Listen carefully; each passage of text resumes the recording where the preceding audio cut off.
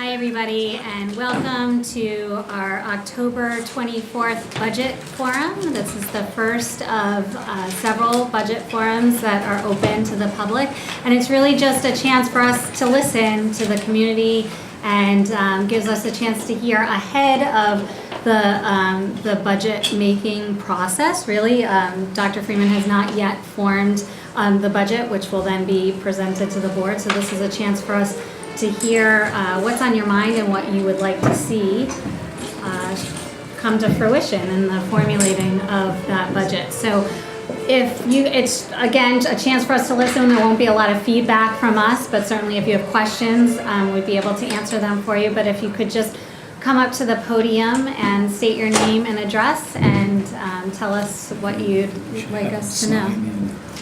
Oh yes, and please sign in at the podium as well, so we can get started. Who's first?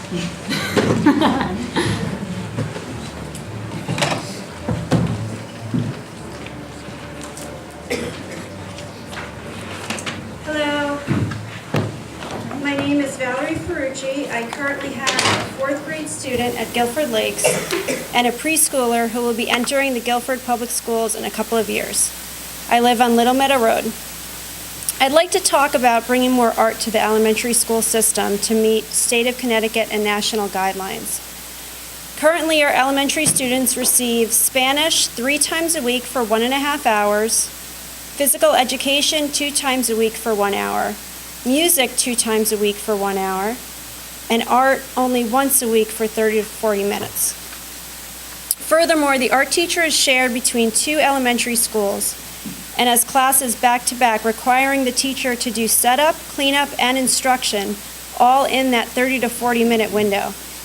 I have personally volunteered in the art room and have witnessed firsthand that the students have very limited time.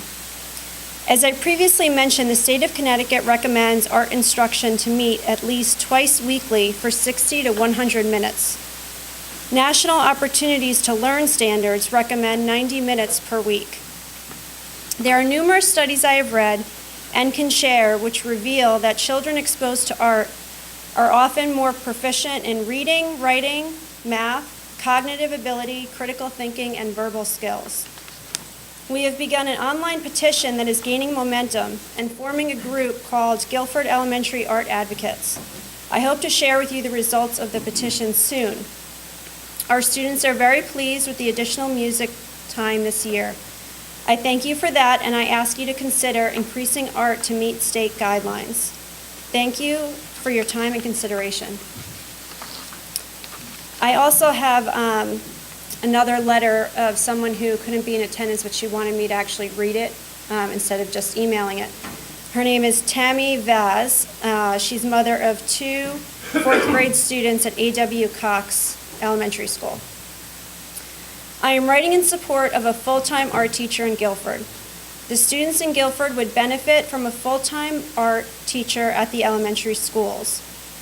I am employed at Payer College of Art in Hamden, Connecticut, as the Dean of College and Department Head for General Education. I am also an adjunct for graphic design at both Gateway Community College and at the University of New Haven. From 2016 to 2018, I have volunteered in the art department for the 2nd and 3rd grade art classes, and I am currently volunteering for the 4th grade art classes at A.W. Cox. I see the value and inspiration that art provides to students, including my children. The lessons they learn in art can be applied in many of the other fields of study. Thank you for your time and consideration.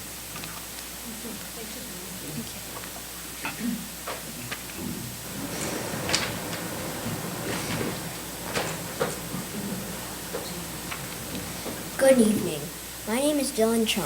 I am a 4th grader in A.W. Cox Elementary. I think all schools in Guilford should have more art day because we only have it once a week for 40 minutes. Sometimes it even feels less because of transition time. To me, it feels even less. Sometimes grown-ups forget what it feels like to be a kid. To kids, art is important and fun. The Connecticut state guidelines say we are supposed to have 100 minutes. So do the math. 100 minus 40 is 60 minutes, which means we are missing a whole hour because 60 minutes is an hour. Thank you for your consideration. Have a good night. Thank you, Dylan. We really like hearing from our students. District. Well done. Hi, my name is Christine. Sorry, I live at 429 South Hoop Hole. I have a second grader at Lakes and a preschooler who will be entering kindergarten at Lakes next year. My background is in the performing arts. I spent 10 years playing for symphony orchestras across the country, and I recently received my master's in arts administration. So this is a topic that is near and dear to my heart. I first of all have to say how grateful I am to have children in the Guilford school system, because I think we do a wonderful job with education here. In terms of the art instruction, I just thought I would share my perspective that having the extra time would not only allow students to have more direct benefits from the arts, and of course there are many studies which I would be happy to pass along that show that the arts are both important for students' academic development, but also their social emotional growth. But also it would give the teachers, the art teachers, an opportunity, which I think I'm hoping the board will consider, which is to have arts integration. And arts integration is defined by the Wallace Foundation as the practice of purposefully connecting concepts and skills from the arts and other subjects. Now this could be just a casual conversation between the art teacher and the third grade teacher. What are you working on in math? Is there anything you're struggling with your students? So just having that extra time, I think, would really allow our kids to receive a little less desk work, and maybe to help a student who might be struggling and maybe a little challenged with reading or any of their other subjects, to be able to take a different way of learning that topic. I think we know intuitively that students can thrive when they kind of get their hands messy and when they're children, because after all, they're growing and learning every day. So thank you for your time. I appreciate the opportunity to speak. I said I wasn't going to comment a lot, but I do want to say we just had a workshop meeting on Monday of the Curriculum Instruction and Assessment Committee, and what art integration was the topic. So wonderful.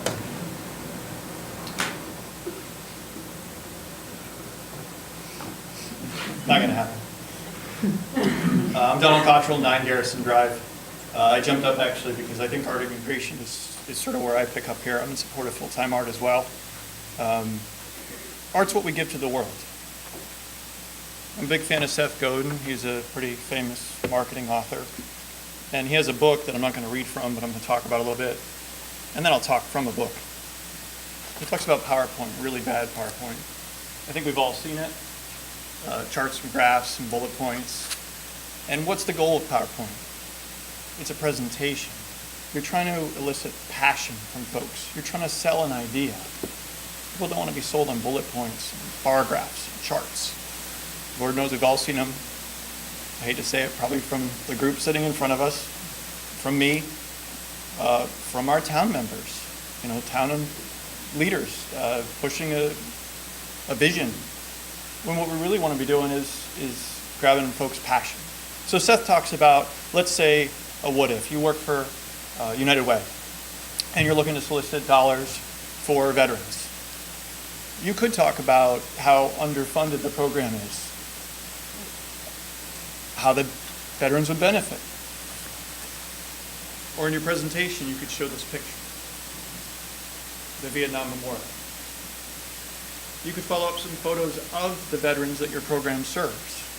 Tell personal stories of what they do to connect with your audience, to make a sale. Because ultimately that's what you're doing. I would like to read a few things from Seth in a recent book he wrote.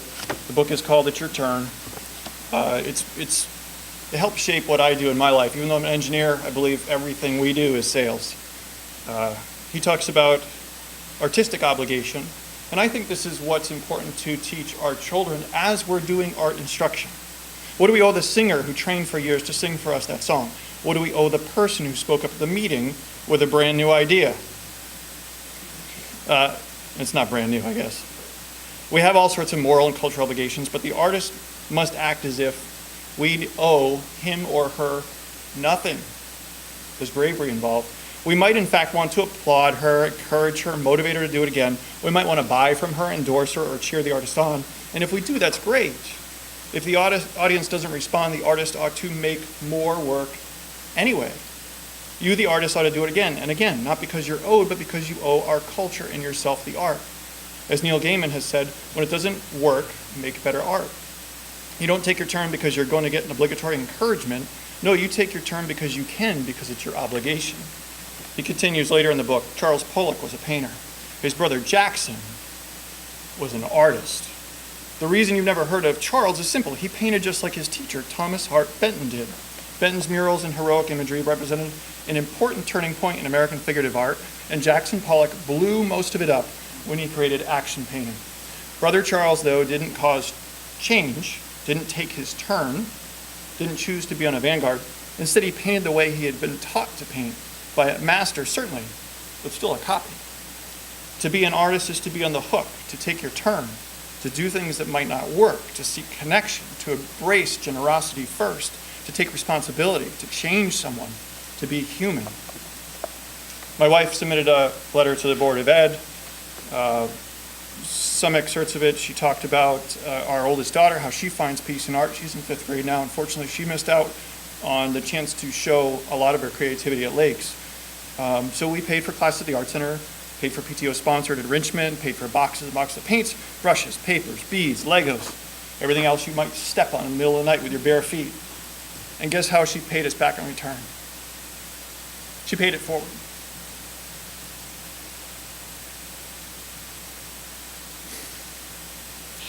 She organized the entire Lakes 4th grade last year to make holiday cards for residents of the Guilford Nursing Home. She made bracelets for kids at the Children's Hospital in Yale, New Haven. She's gone on to make more jewelry for the kids and to sell for the benefit of the kids, donating the funds for things that they could use in the hospital to make their time there a little bit brighter. We're really amazed with sort of what she gets from art. But we don't think luck should have a role in a child's right to celebrate the obligation of being an artist or their ability to express their feelings. We think full-time art gives them more opportunity to do those things. The world rewards those who create. And I think that's a big message that I'm trying to share here. Thank you for considering the message, my artistic obligation to you.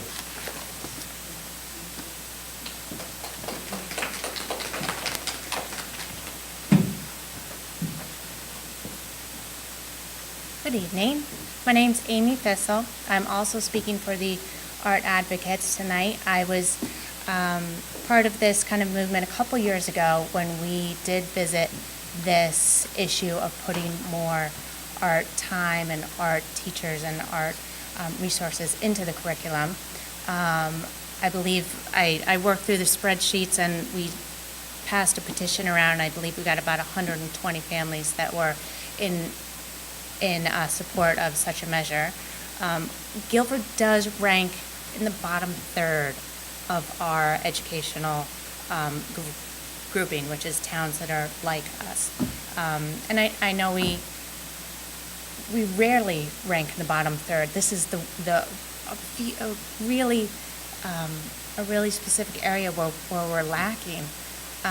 What I get very passionate about is that our art classes are not crafts.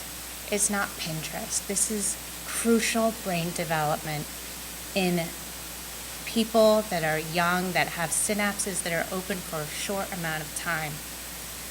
The way I came to art education was I first was a writer and an editor, and I wrote children's books, and I wrote literacy books. I wrote all these phonics books and books about the letter people, and I worked with all these educators and these art educators and found that there's a continuous thread that went through reading and art and science and engineering, and there really is no division. You need your whole brain to work out the three-dimensional world that we live in. Right now I'm working as a medical tech, but my background is in art and writing, and my art comes in every single day. when I work. I was talking to a man today. He works with researchers that are doing HIV research and how they separate the cells, and he said, I'm just in charge of these machines, and I walk in there and I'm wondering, how can they shove these cells this way and these cells this way, and how do they make these machines? And I thought, we did that in second grade with the different colors and the densities of liquid, and we did this in art class. And it can be that simple, and it can open the world to these kids who need it and want it. We need innovation. We need innovation on the local level. We need innovation on the state level and on the national level. And I think what's really, really hopeful to see is that Guilford, there are really qualified people that are so willing and ready to dive in there and give time, which is the most important thing, more than money, more than salaries, more than anything, is people are here willing to give time, free of charge, to go help and to give these educators support so that we can have a better future for our kids and for all the kids that get to know our kids. So thank you for your time, and that's it. Thank you.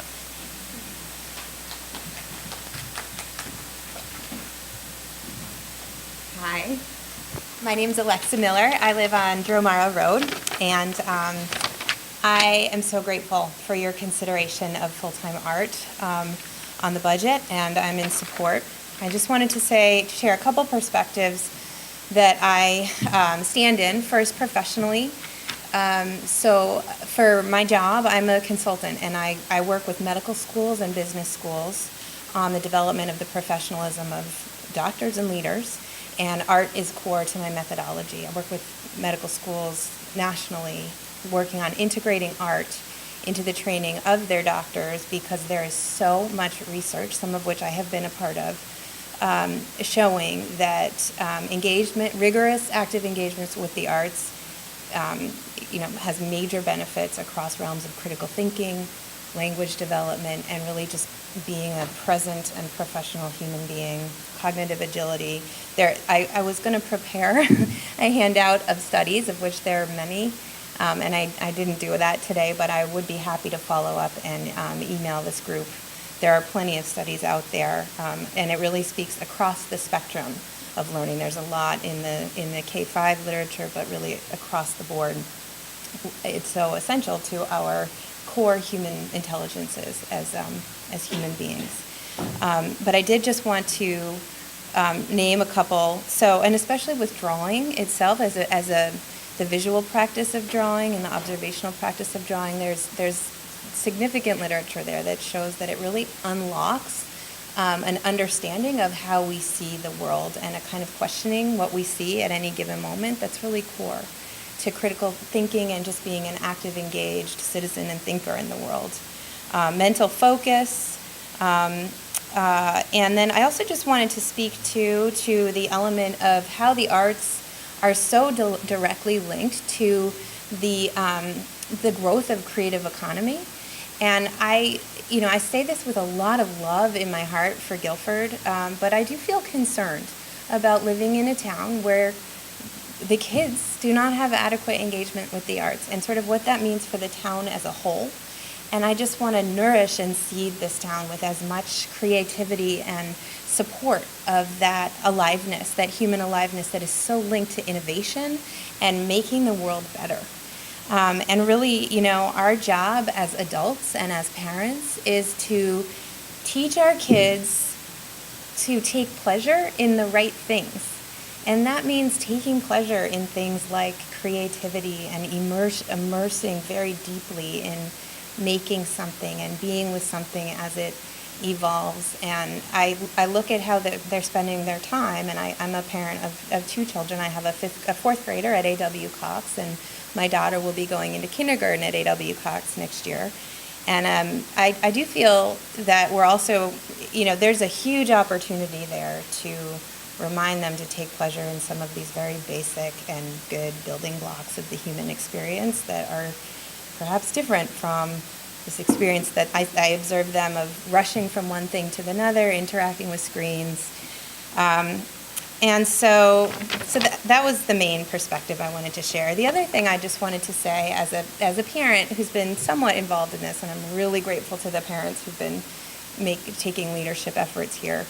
But I have done some observing of and volunteering in the art room at A.W. Cox, and I have only the best thing in the world to say about the teacher there, who is herself a working artist, which is a rare thing among art teachers. Usually they burn out on their arts practice pretty early on into teaching, and she still makes her art. But I spent a day assisting her and just helping her, and it was all prep work and cleanup with like 20 minutes in the middle. And I watched this teacher who is so well trained and so passionate about what she does, and I felt so concerned about her burning out because she doesn't have the time to do the work that she loves, that she knows is valuable. I just really want to support her and her colleagues and nourish. We have this incredible personnel who could be given a much bigger opportunity, and I totally agree with everything that's been said about arts integration as well. I'm also concerned about, we do have excellent resources for learning art here in Guilford. We have the Arts Center. But honestly, if the kids who can pay for that are going to go do that, and we're not getting it in the school, that's just perpetuating disparity here in Guilford, and I don't like to be a part of that. I'll finish by saying I did interview my fourth grader who did want to be here tonight with his buddy Dylan, but he was at basketball. But I asked him about what it was like to have 30 minutes for art class, and he said it's really frustrating because we have to stop in the middle of projects. And I asked him, what would it be like if you had an hour? And he said, I would feel more proud of the work that I make because I wouldn't be so rushed. So thank you for this effort and your consideration and your care for our whole town.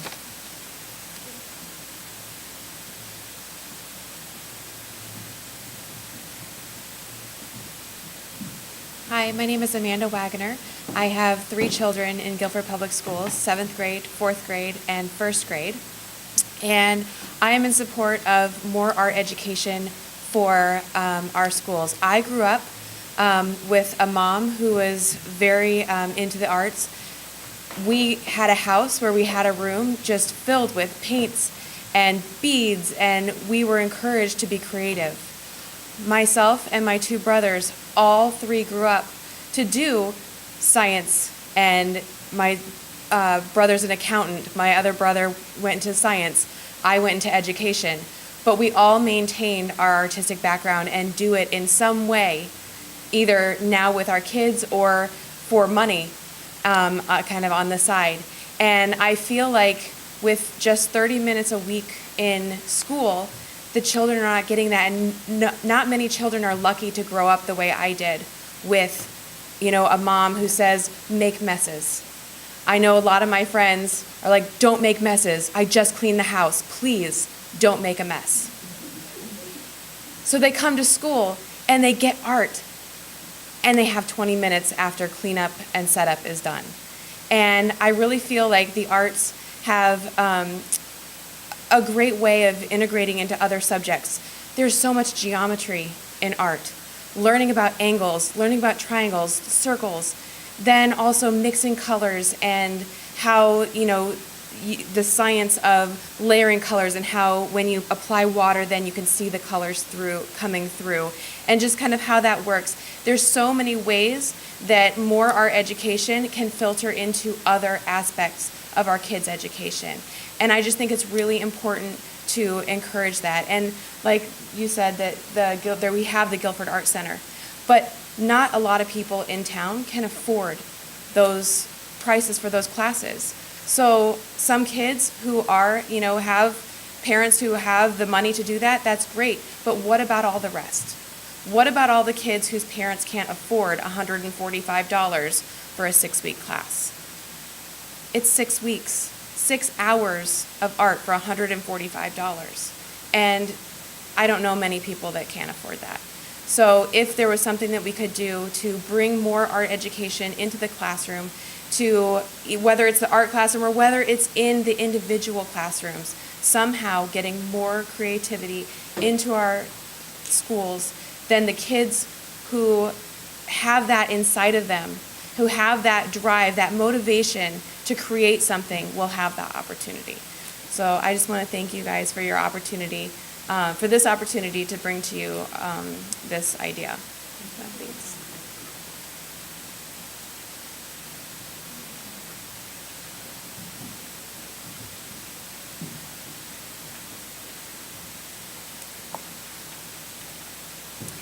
Hi, my name is Jennifer Silva, and I live at 407 Schoolside Lane, and I'm the parent of a 4th grader at Guilford Lakes Elementary and also a 2nd grader there.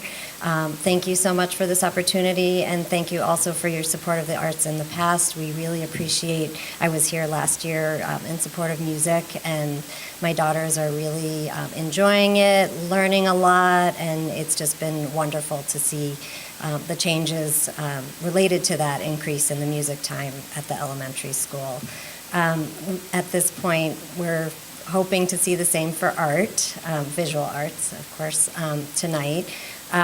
One of the things that I've been thinking about with it, just in hearing what people have been talking about, is, as we live in this increasingly digital age, it seems that there are fewer and fewer opportunities for children to do hands-on kinds of things. And so that's something, that, as people have said, engage lots of different parts of the brain and integrates with a lot of things. I just the other day pulled up an article and read about a teacher in this district who's now retired, who at Adams Middle School, I think it was about 1996, integrated something throughout the entire curriculum. It was a choir teacher, and I read this amazing article about how in all subject areas this was done, and one of the other parents mentioned this as something that could come more integration through more time in the art room. So I'd really like to see that that increase in hands-on. Another thing that I wanted to point out, I've noticed that my daughters have disproportionately been scheduled for art on Mondays. And as we're now 2 months into the school year, it just so happens that already they've missed 3 full weeks of art is what it comes to, since it's only that 1 day a week. So even with a 40-minute period that then, as people have pointed out, really reduces to 20 minutes of actual hands-on time by the time they've had the setup, the cleanup, the lesson. 3 of these weeks have been 0 time. And I know, over the course of the year, we will have fewer Mondays off, but, still that happens. That's part of the schedule. And, so I don't even think it's fair to say that my 4th grader right now has an average of 40 minutes of art a week. It's substantially less than that. We really hope that this initiative will move forward and that we'll be able to have more art time at the elementary schools. Thank you so much.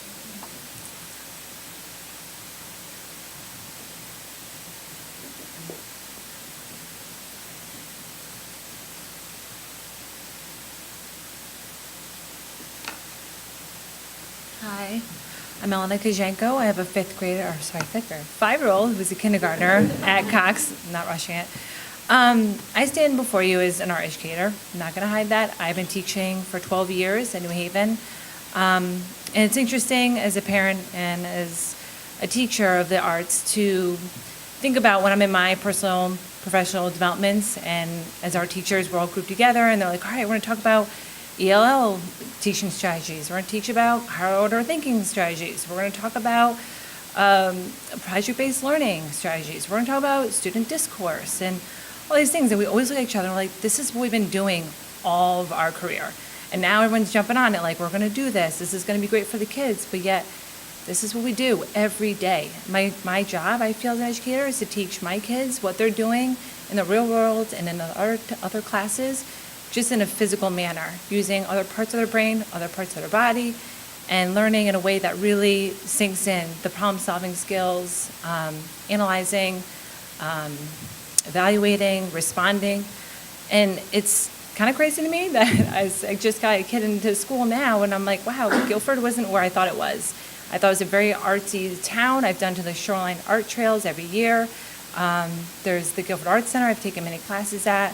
And then I'm signing him up for classes now there because I'm finding that he really enjoys learning in that aspect, hands-on, and yet he's not getting as much as he would like in school. So I value it. I'm sure you all do. I'm pretty sure most parents in Guilford would. So it would be the most common sense to finally get more art in the way that the kids and parents and I think educators would all agree is necessary. Hopefully one day I get to apply and I can teach in a great community that I work in and or love and live in, and hopefully can share my passion with the kids here too. So I will just put that out there.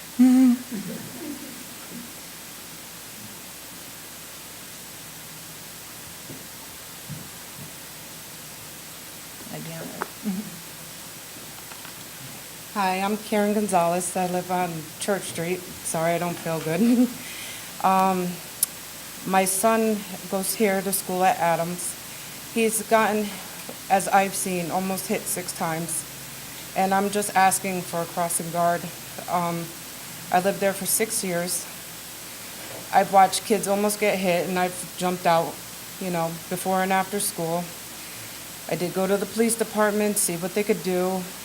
Right now, all they did was put a yield sign, even though there's 2 huge signs right in front of it. I've watched people go 50 miles per hour during school time. Parents, everybody's guilty of it. But being on that road is very dangerous. I too was also a victim of getting hit on that road. A year before me, somebody fatally died. People are not cautious on this road, and it's 25 miles per hour. That's all I could say is the dangers of it, the safety for my child, just to safely walk across the street to and from. And that's all I have yet to say. I'm just asking for a crossing guard. Where do you want the crossing guard? Right where the crosswalk is. Even I did mention it last year just on Facebook, just to get it out there through Simply Guilford. I don't have Facebook no more, but people, even simply said, well, they did make those signs bigger once upon a time. People are saying, well, maybe they don't know what they mean. And of course, if you have your license, you know what those signs mean. So, but that's all I could say is just the dangers of that road and just asking for a crossing guard. And I know there hasn't been one for 10 years because they retired, but hopefully immediately, temporarily, and hopefully permanently have a crossing guard. Thank you. Thank you.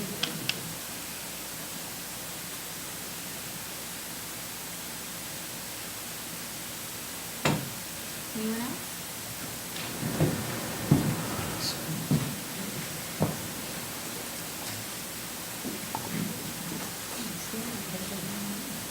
Hello, everybody. I'm John Mayo. I live on 199 Village Pond Road in Guilford. And first thing I got to say is congrats to Dylan over here.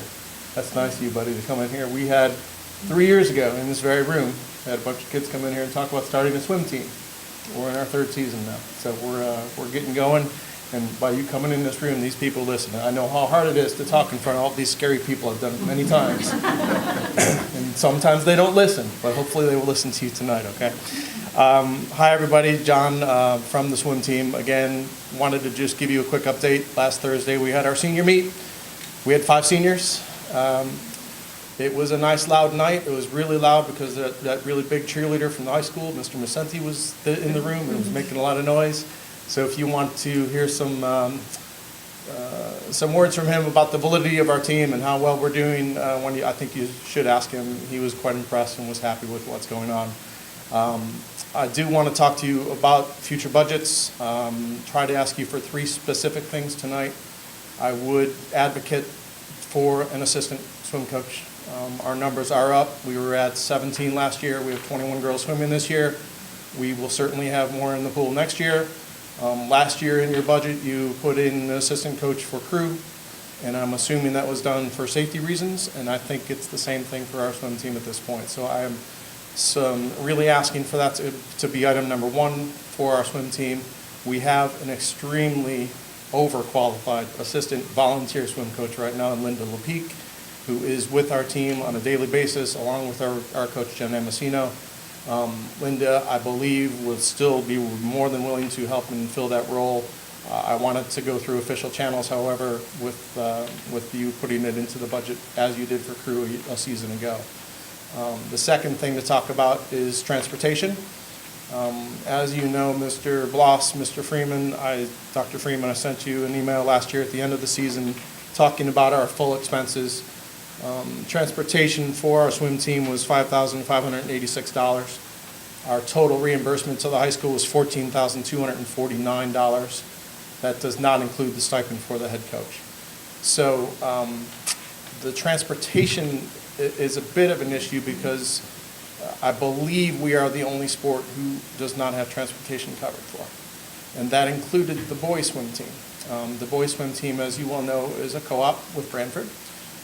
Branford picked up the majority of the bill for that program. They did ask Mr. Jarvis for some money to handle the transportation, and Mr. Jarvis took money out of the walk-up ticket sales money to pay that. The girls' team, we paid that out of our pockets as 17 parents. So there's a bit of a discrepancy there, and please don't take this the wrong way. I want the boys' team as part of our program. I have a 7th grader who will be swimming. So once my daughter graduates, I'm here for another 4 years talking in front of you. And I know that someone on the board has an 8th grader who is a swimmer. So the boys' team is up and coming. I'm hoping that we are going to be bringing them into the fold as well. So that is the third item to talk about, is the $6,000 for the boys' team, Dr. Freeman. I would like you to continue to keep that in the budget. We do not know what the co-op status is going to be as of yet. I don't have those official numbers as what will go on with Branford. I'm understanding that Branford's team numbers are going to be down again. Guilford's numbers are coming up. So it very, very well may be that we have our own swim team and Branford comes as one-man bands like we did 3 years ago when we did not have a team. So those are things to consider. I don't also have transportation numbers to give you also.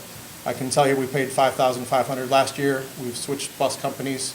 I have not heard from Mr. Jarvis on what our expenses are as of yet.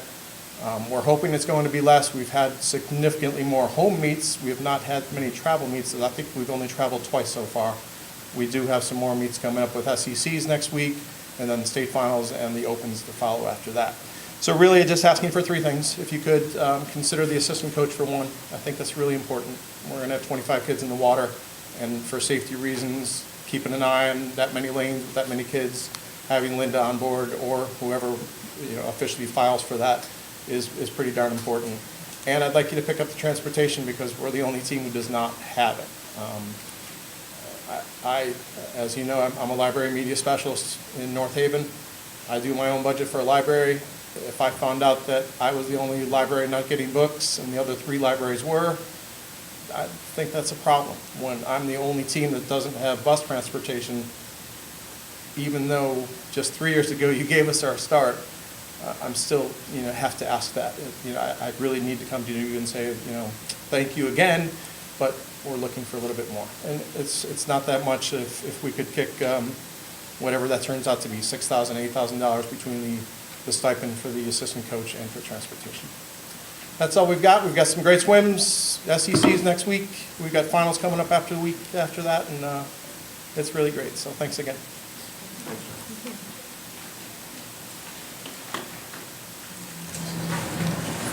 Anybody else? All right, well, does anybody? Can I just say one thing? Please. On the arts, a couple of people have talked about studies. We're really good at reading studies, so if somebody wants to, data, it matters to us. So if somebody has studies or links to studies, please forward them to me, and then I can distribute them to the board if that's easier. And then the other thing is there's been some discussion about guidelines, and I'd like to make sure we're all on the same page about what it is that you're talking about, because there are lots of different guidelines. There's Common Core standards, or guidelines or standards, I've heard both words, but there are Common Core standards, there are state standards that sometimes incorporate Common Core, then there's association guidelines or recommendations. Whatever it is you're talking about, can you just say, yeah? Yeah. So these are when I went through Southern Connecticut for my certification for art ed. these are the state guidelines that are recommended by state of Connecticut and put into our state. There's a huge, binder of what is recommended for each township to have in their curriculum as a basis for elementary, secondary. Then there are the national guidelines, which is 60 to 100, but these are ones that the state legislature has come together and the state Department of Education has come together. And Can you send that to me? Yes, I have it. Okay. Sure, yeah. Yeah, just anything that you're calling a guideline or a recommendation or standard, just so we're all on the same page and we know what we're talking about, okay? And I have a couple databases that I think a couple years ago I sent, and I'll resend you those too, with studies that we went through for Southern, but also all the science studies all the math studies with all the cross-modality studies. And as those of you who watched us with the start time issue know, we actually read studies. We actually like it's to a look lot, at though, so that to condense it to, that's fine, we'll but pick some good ones. we read how many on the start time issue? One or two. Yeah, One or two. More that than would be one. helpful. Yeah. I think that the big conundrum, obviously, is where do we find the time? Because we have this finite number of hours with which to work with, and we have a curriculum that we want to provide to our children, and we've added art, and I'd like to see more recess as well, and we're talking about all of these different initiatives, which is why art integration was a topic at our meeting on Monday night, because we do want to see more art for our students, especially our youngest students. I think we do a really good job in our school system, especially at the high school level, even middle school here at Adams and at Baldwin. They certainly get more art. At the elementary school, there's no doubt that we'd like to see, I think I could probably speak for the whole board, that we'd like to see our students being enriched in that way. But it is a matter of figuring out how to do that, and what do we have to take away in order to provide more time and hours of classroom art time. So we'll have to be, I just had a question. When you were talking about arts integration, when you had that conversation, were you talking about, funding professional development time so that the art professional could work directly with the teachers, or would it be teacher education for the arts? we talked about both. You are. We talked about both, yeah. So would you like studies to those, speaking to those topics to look at? Absolutely, that would be terrific. Okay. Yeah. The more data, the better. Yeah, it just helps us in forming decisions and seeing what we need to see all the possible solutions, to really come at it. And we're happy to there's a really passionate group here that are really happy to be, you guys are all professionals, you know what you're doing, you have all the means and methods, but if you need, our intention is not to pull away from any of the academics. There is some fat, we believe, in the day that maybe could be trimmed up, and just having more discussions with the principals, and absolutely, we're happy to look at anything. Okay, great. Did you want to say something, Paul? No. Did you have a question? I'm sorry, I didn't understand the last comment. What we're wrestling with is we have X number of hours that the child is in the school. And if we're going to expand one area, we have to contract another one. And so, these kinds of trade-offs can be fairly difficult to make. But we'd appreciate your input on it. This is, we just had a meeting on Monday night with the principals, and they said, look, here's the 10 things that we'd like to see happen. You know what? They were all great. They were all great. But if you had to rank them 1 to 10 and implement, how far down on the list do you implement? One thing that is not realistic is lengthening the school day. That's just not, I think a lot of us would think it's a great idea. It's not going to happen. Not anytime, not next year certainly, and probably not in the near future. But if you could just give that a little thought, what do you think might be able to be traded off? And we're going to be working on this budget for the next 3 months, so we've got some time. And we've got some time to be thoughtful and as you know, we all read our emails, and we actually pick up the phone too. If you want to call, that's fine. We're happy to talk about it. Can I just ask where that trade-off came from for the increased music this year? How was that finagled? I think In the broadest sense, it came from time that had been pull-out time for the media center that is now, that time is being pushed more directly into the classrooms. But you can make that change once, so that time isn't right. But we looked differently at how media center time was being spent. I'm not in education, so I might be speaking out of turn, but my husband is a teacher at North Branford High School. He's an English teacher, and he works so closely with the art teacher there to, when they're doing like the 50s and 60s literature, they're partnering together. Is that what you mean by integration? Because it doesn't seem like you're taking time away from the because that seems really effective, and it really brings the lesson to life in so much a more effective way. And our children are on screens at home. Our children now have iPads at school for kindergarten. They have Chromebooks from first grade all the way through 12th. So now our education is now on our screens. And so I think we need to find a way to integrate that creativity into the classroom, just to have a little more time off the screens, because then they come home from the bus and they're right back on their screens again. And I think us as a group, we're just trying to get a little bit more of that art creativity to our children in any way that we can possibly within the current time restraints. I think we all see it a little differently too. I see it more from the business world, and I'm just sort of amazed at how many folks struggle with presenting an idea to their peers in the workplace and can't articulate it. To me, it's about expression. It's through art, but it's expression. I do a lot of pen and paper, just sketches of here's what I'm designing for you, this machine. And I'm amazed at how many folks struggle with that. They're trying to say it with words and they just can't get it out when a picture would do so much better. I think it's a tool that really helps kids in the real world. Expression. Just to give you a quick visual of what you were talking to about the screens and the, kids are on screens, and we're losing that manipulative ability with the hands.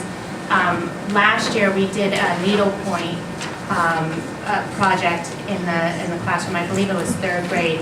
And by the time we got in, did the recap, I worked one-on-one with a child. Child did not have an IEP, did not have a 504. This was just a regular garden variety, great kid, willing to learn, wanting to learn. And the entire time that I was one-to-one with that kid, he got 2 stitches, and that was class. That was his class for the week for art, was 2 stitches, because he couldn't hold it. I teach kids to, make a training wheel with their hands. I'm trying to get them to use strategies with hands, but that was all we could do was 2 stitches, and that took a lot. And that was just one-on-one with a volunteer. So that's where we're at right now. That is the rubber meets the road. That's what we're giving them per week. And if you want manufacturing, you want anything with your hands, it's that's what we're losing. This new generation is new. This is going to be the first generation that has that difference of lost kinesthetic learning and loss of the visual versus the actual connection and the synapses between the visual and the hand. So I think that's really important to note. Thank you. Well, as I mentioned, this is the first of 3 public forums. The other 2 will be held in January, right? Is that correct? Yeah, usually in January after there's a draft of the budget. January 25th, somewhere around there, usually in the 3rd week. So be on the lookout for those dates because we'd love to hear from you at that point, and we'll have a rough draft of the budget and be making considerations as a board before we go ahead and approve that budget presented to us by Dr. Freeman. So again, we just really appreciate your input. This is how we formulate budgets and come up with, how to serve the community best, and by listening to what the community needs. So I really appreciate you coming out, and I think I speak for the whole board in that sentiment. So thank you, and have a good night. Thank you, everybody. Do I have a motion? Move to adjourn. So moved.